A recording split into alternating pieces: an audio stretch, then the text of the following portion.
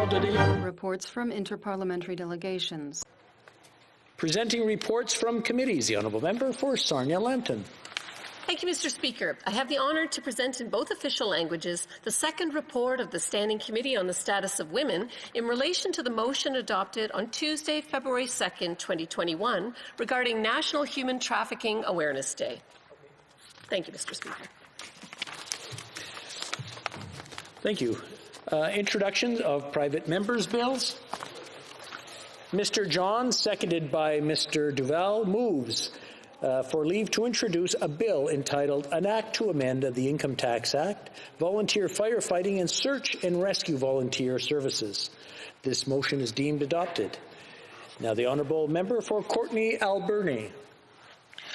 Mr. Speaker, volunteer firefighters account for 83% of Canada's total firefighting essential first responder calls. And in addition, 8,000 essential search and rescue volunteers respond to thousands of incidents every year. So today I'm proud to rise today and present my private member's bill that would extend tax credits to available to currently to volunteer firefighters and search and rescue volunteers.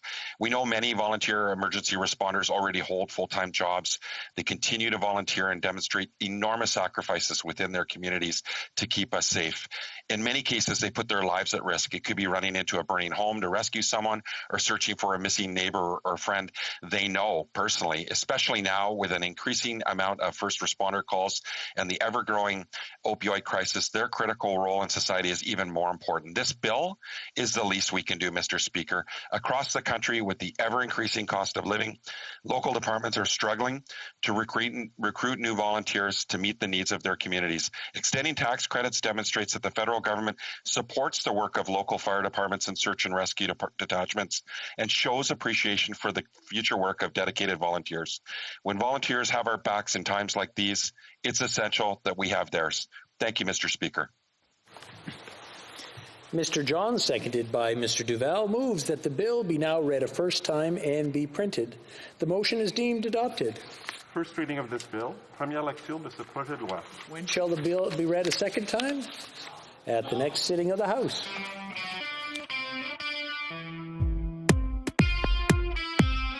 This House to formally recognize that the Uyghurs in China have been subject to genocide and to use the Magnitsky Act and sanction those responsible for those heinous crimes.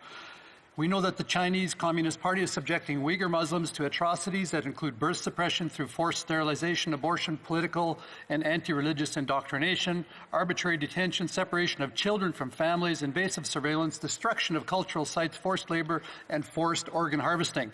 Canada's Conservatives are extremely concerned about the treatment of Uyghurs and other minorities in China. We have seen the Chinese Communist Party's escalating disregard for human rights and international law, including in Hong Kong, as well as with the Tibetans, Falun Gong, Christians, and other ethnic and religious minorities. It is time for this House to join the growing international consensus and recognize that this is a genocide.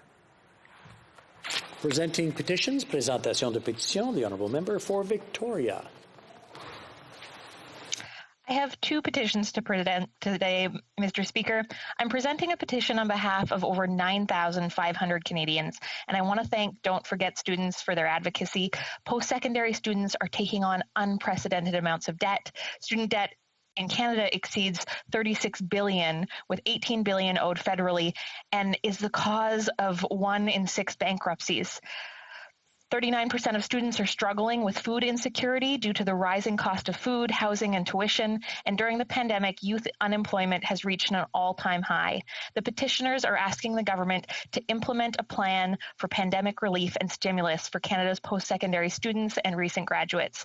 And they emphasize the fact that the government must extend the moratorium on student loan payments. Mr. Speaker, I have a petition from constituents concerned about the Trans Mountain Expansion Project. They highlight a number of important points. The cost of the project has more than doubled to $12.6 billion, and given construction delays will likely be much higher.